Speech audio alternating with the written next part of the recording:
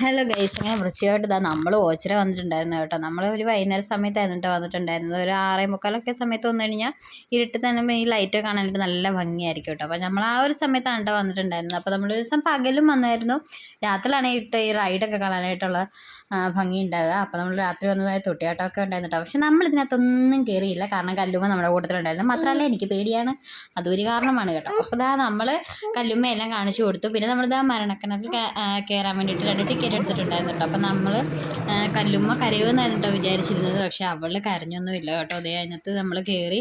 പക്ഷെ നേരത്തെക്കാളും കുറച്ച് താഴ്ച കുറവായിട്ടാണ് എനിക്ക് തോന്നുന്നത്.